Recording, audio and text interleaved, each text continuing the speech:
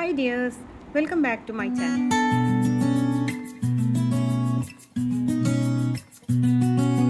ഇന്ന് ഞാൻ വന്നിട്ടുള്ളത് ഇപ്പോൾ നമുക്ക് ഇഫ്താറിൻ്റെ സമയത്തൊക്കെ വളരെ ഹെൽത്തി ആയിട്ട് കഴിക്കാൻ പറ്റിയിട്ടുള്ള അടുക്ക് പത്തിരിയുടെ റെസിപ്പിയാണ്. ഇത് നമ്മൾ ആവിയിൽ വേവിച്ചിട്ടാണ് ഉണ്ടാക്കുന്നത്. എണ്ണയിൽ മുക്കി പൊരിക്കാത്തതായതുകൊണ്ട് തന്നെ വളരെ ഹെൽത്തിയാണ്. അപ്പോൾ നമുക്ക് വീഡിയോയിലോട്ട് പോകാം. അതിനായിട്ട് ഞാൻ 1.5 കപ്പോളം പൊടി എടുത്തിട്ടുണ്ട് കേട്ടോ. നമ്മൾ പത്തിരിയൊക്കെ ഉണ്ടാക്കുന്ന പൊടിയില്ലേ, ഇത് വറുത്തതോ വറുക്കാത്തതോ ഏത് പൊടി വേണമെങ്കിലും എടുക്കാം. അപ്പോൾ അതിലേക്ക് കുറച്ച് ഉപ്പും കൂടി ചേർത്ത് കൊടുത്തിട്ട് നമുക്ക് ഇതെല്ലാം കൂടി നന്നായിട്ട് തന്നെ ഒന്ന് മിക്സ് ചെയ്തെടുക്കാം കേട്ടോ. ഇനി ഇതൊന്ന് കുഴച്ചെടുക്കാനായിട്ട് ഞാൻ നല്ല ചൂടുള്ള വെള്ളമാണ് കേട്ടോ ചേർത്ത് കൊടുക്കുന്നത്. തിളച്ച വെള്ളമല്ല, നല്ല ചൂടുള്ള വെള്ളം. ആദ്യം നമ്മൾ ഇതിലേക്ക് വെള്ളം ഒഴിച്ചു കൊടുത്തതിന് ശേഷം ഒരു സ്പൂൺ വെച്ചിട്ട് നമുക്കിതുപോലെ ഒന്ന് ഇളക്കി യോജിപ്പിച്ചെടുക്കാം. അതിനുശേഷം കൈ വെച്ചിട്ട് നന്നായിട്ട് തന്നെ കുഴച്ചെടുക്കാം. ആവശ്യത്തിന് വെള്ളം ചേർത്ത് കൊടുത്താൽ മതി. നമ്മൾ പത്തിരിയൊക്കെ ഉണ്ടാക്കാനും വേണ്ടിയിട്ട് മാവ് കുഴച്ചെടുക്കില്ലേ, ആ ഒരു പരുവത്തിൽ വേണം കുഴച്ചെടുക്കാനായിട്ട് എടുക്കണ്ട. ഇതുപോലെ നന്നായിട്ട് തന്നെ അങ്ങ് കുഴച്ചെടുക്കാം കേട്ടോ. ഇനി ഇതവിടെ ഇരിക്കട്ടെ, നമുക്കിതിലേക്ക് വയ്ക്കാനുള്ള ഫില്ലിംഗ് ഉണ്ടാക്കിയെടുക്കാം കേട്ടോ. ഞാനിപ്പോൾ ഇവിടെ ചെമ്മീൻ വെച്ചിട്ടാണ് അടുക്ക് പത്തിരി ഉണ്ടാക്കുന്നത്. അതിനായിട്ട് ഞാനൊരു 250 ഗ്രാം ചെമ്മീൻ ചെറുതായിട്ട് കട്ട് ചെയ്തെടുത്തതാണ്. അതിലേക്ക് മുളക് പൊടി, കാശ്മീരി മുളക് പൊടി, അതുപോലെ തന്നെ മഞ്ഞൾപ്പൊടി, ഉപ്പും കൂടി ചേർത്ത് നന്നായിട്ടൊന്ന് മസാല പരട്ടിയെടുക്കാം കേട്ടോ. ഇനി ഒരു പാനിലേക്ക് കുറച്ച് എണ്ണ ഒഴിച്ചു കൊടുത്തതിന് ശേഷം നമുക്ക് ഈ മസാല പരട്ടിയെടുത്തിരിക്കുന്ന ചെമ്മീനുണ്ടല്ലോ, അതൊന്ന് ഫ്രൈ ചെയ്തെടുക്കാം. ഒരുപാടൊന്നും അങ്ങ് മൊരിഞ്ഞു പോകുമൊന്നും വേണ്ട, ചെറിയ രീതിക്കൊന്ന് വെന്ത് വരുന്ന രീതിക്കൊന്ന് മൊരിച്ചെടുത്താൽ മതി കേട്ടോ. ഇത് സാധാരണ നമ്മൾ മീൻ വറുക്കുന്ന പോലെ വറുത്തെടുക്കുകയൊന്നും വേണ്ട, ജസ്റ്റ് ഒന്നങ്ങ് വെന്ത് വന്നാൽ മതി. ഒന്നങ്ങ് ചെറിയ രീതിക്കൊന്ന് മൊരിഞ്ഞ് വന്നാൽ മതി. ഒരുപാട് അങ്ങ് വറുത്തെടുക്കേണ്ട ആവശ്യമൊന്നുമില്ല കേട്ടോ. അതാ ഇതുപോലെ തന്നെ ഇപ്പോൾ അത്യാവശ്യമൊക്കെ മൊരിഞ്ഞ് വന്നിട്ടുണ്ട്. ഈ സമയത്ത് നമുക്ക് ഇതിൽ നിന്ന് അങ്ങ് കോരി മാറ്റാം. എന്നിട്ടുണ്ടല്ലോ നമുക്ക് ഈ സെയിം എണ്ണയിലേക്ക് തന്നെ നമുക്ക് സവാള ചേർത്ത് കൊടുക്കാം കേട്ടോ. ഇതിപ്പോൾ ഞാൻ 2 സവാള നന്നായിട്ട് കനം കുറച്ച് അരിഞ്ഞെടുത്തതാണ് കേട്ടോ. അപ്പോൾ അത് ചേർത്ത് കൊടുത്തിട്ടുണ്ട്. അതിലേക്ക് കുറച്ച് ഉപ്പും കൂടി ചേർത്ത് നമുക്കിതൊന്നങ്ങ് വഴറ്റിയെടുക്കാം.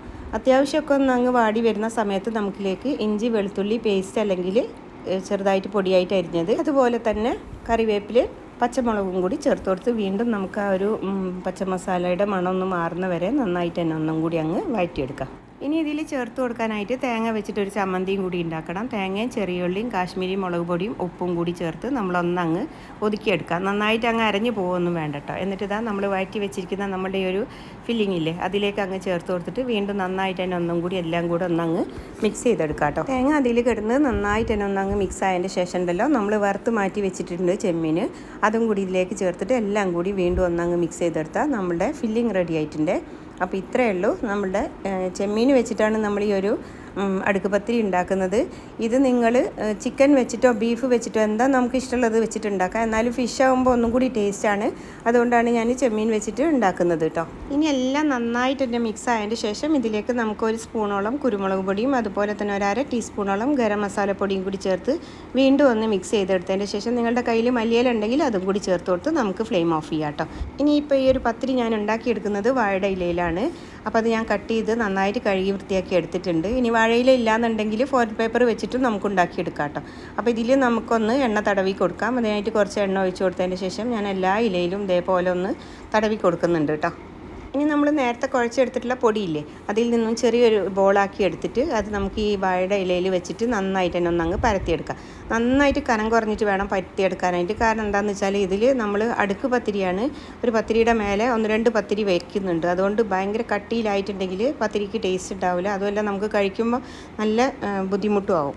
അതുകൊണ്ട് നന്നായിട്ട് കഴിയണം. മാക്സിമം നിങ്ങൾക്ക് എത്ര കനം കുറയ്ക്കാൻ പറ്റും അത്രയ്ക്കും കനം കുറച്ചിട്ട് വേണം നമ്മളിത് പരത്തിയെടുക്കാനായിട്ട്. ഞാനിപ്പോൾ 2-3 പത്തിരി പരത്തിയെടുത്തിട്ട് ഇനി അതിലേക്ക് നമ്മൾ ഉണ്ടാക്കി വെച്ചിരിക്കുന്ന ചെമ്മീൻ്റെ ഫില്ലിംഗ് വെച്ച് കൊടുക്കുക. അത്യാവശ്യം നല്ല തിക്കായിട്ട് തന്നെ താഴത്തുള്ള പത്തിരിയിൽ നമുക്ക് കുറച്ച് കനത്തിൽ തന്നെ വെച്ച് കൊടുക്കാം കേട്ടോ. ഇതുപോലെ എല്ലായിടത്തേക്കും ആവുന്ന വിധത്തിൽ സ്പ്രെഡ് ചെയ്ത് വെച്ച് കൊടുത്തതിന് ശേഷം ഉണ്ടല്ലോ നമ്മൾ നേരത്തെ ഉണ്ടാക്കി വെച്ചിട്ടുള്ള മറ്റേ പത്തിരിയില്ലേ, അത് ഇതിൻ്റെ മേലേക്ക് അങ്ങ് വെച്ച് കൊടുക്കാം കേട്ടോ. ഇനി ഉണ്ടല്ലോ നമ്മൾ പ്രസ് ചെയ്യാനും ഇത് ശരിയാക്കാനൊന്നും നിൽക്കണ്ട. നമുക്ക് ഇതിൻ്റെ മേലെ ഇനി ഫില്ലിംഗ് വെച്ച് കൊടുക്കാം. ഇനി അതിൻ്റെ മേലെ ഒരുപാട് കനത്തിൽ വെക്കണ്ട, അതേപോലെ ഒന്നങ്ങ് സ്പ്രെഡ് ചെയ്ത് വെച്ച് കൊടുത്താൽ മതി. എന്നിട്ട് നമുക്ക് അടുത്ത പത്തിരി പരത്തിയെടുത്തതിന് ശേഷം വീണ്ടും നമുക്ക് ഇതിൻ്റെ മേലെ വെച്ച് കൊടുക്കാം കേട്ടോ. ഇങ്ങനെ ഈ ഒരു അടുക്ക് പത്തിരി നമുക്ക് 4-5 ആയിട്ട് വെച്ച് കൊടുക്കാം. ഞാനിപ്പോൾ ഇവിടെ 3 പത്തിരി വെച്ചിട്ടാണ് ഉണ്ടാക്കിയെടുക്കുന്നത്. അപ്പോൾ അടുത്തതിൻ്റെ മേലേക്ക് ഞാൻ ഇത് വെച്ച് കൊടുക്കുന്നുണ്ട് കേട്ടോ. ഇനി നമുക്ക് ഇത് നന്നായിട്ട് തന്നെ ഒന്ന് സൈഡൊക്കെ ഒന്ന് ഒതുക്കി ഒന്ന് ഷേപ്പ് ചെയ്തെടുക്കണം. അപ്പോൾ കൈ വെച്ചിട്ട് ആദ്യം നന്നായിട്ടൊന്ന് പ്രസ് ചെയ്ത് ഉള്ളിലേക്ക് ഇങ്ങനെ ആക്കി കൊടുക്കുക.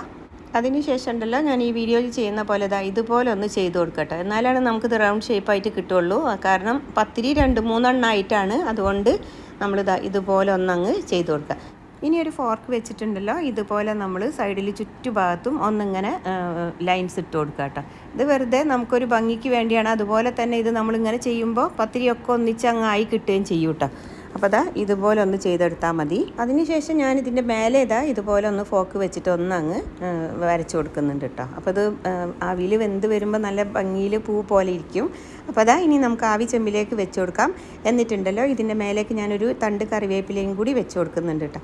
ഇനി അതിൻ്റെ മേലെ നമുക്കൊരു വാഴയിലയും കൂടി വെച്ച് കൊടുത്തിട്ട് ഒരു മീഡിയം ടു ഹൈ ഫ്ലെയിമിൽ വേണം നമ്മൾ വെച്ച് കൊടുക്കാനായിട്ട്. എന്നിട്ടൊരു 10 മിനിറ്റ് കുക്ക് ചെയ്തെടുത്താൽ മതി. സംഭവം സെറ്റായിട്ട് കിട്ടും കേട്ടോ.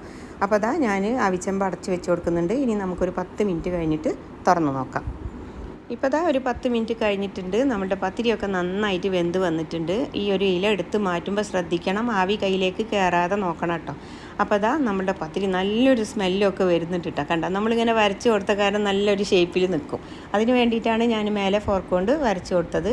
അപ്പോൾ ഒന്ന് ചൂടാറിയതിന് ശേഷം ഞാൻ നിങ്ങൾക്ക് കട്ട് ചെയ്ത് കാണിച്ചു തരാം കേട്ടോ. ഈ ഒരു പത്തിരി നമുക്ക് അരി അരച്ചിട്ടും ഉണ്ടാക്കിയെടുക്കാനായിട്ട് പറ്റും കേട്ടോ. അരിപ്പൊടി ആകുമ്പോൾ ഒന്നുകൂടി എളുപ്പമാണ് എന്ന് വിചാരിച്ച് സോഫ്റ്റ് ഒട്ടും കുറവല്ല, നല്ല ടേസ്റ്റുമാണ്. പിന്നെ ഉണ്ടല്ലോ ചെമ്മീൻ ആയതുകൊണ്ട് പ്രത്യേകിച്ച് നല്ല ടേസ്റ്റാണ്. ഒരു മടുപ്പൊന്നും തോന്നില്ല നമുക്ക്. അപ്പോൾ ഇഫ്താറിൻ്റെ സമയത്തൊക്കെ ഒരു പീസ് മതി, അത്രയ്ക്ക് ടേസ്റ്റാണ്. പിന്നെ കുട്ടികൾക്കൊക്കെ ഇഷ്ടമാവും. എല്ലാവരും എന്തായാലും ട്രൈ ചെയ്ത് നോക്കുക, ഫീഡ്ബാക്ക്സ് അറിയിക്കുക. അതുപോലെ തന്നെ ചാനൽ സപ്പോർട്ട് ചെയ്യുക. ഇഷ്ടമായാൽ ഫ്രണ്ട്സിനും ഫാമിലിക്കും എല്ലാവർക്കും ഒന്ന് ഷെയർ ചെയ്ത് കൊടുക്കാനും ലൈക്ക് ചെയ്യാനും മറക്കരുത്. പുതിയൊരു വീഡിയോയുമായി നമുക്ക് പെട്ടെന്ന് തന്നെ കാണാം. Take care. Thank you for watching.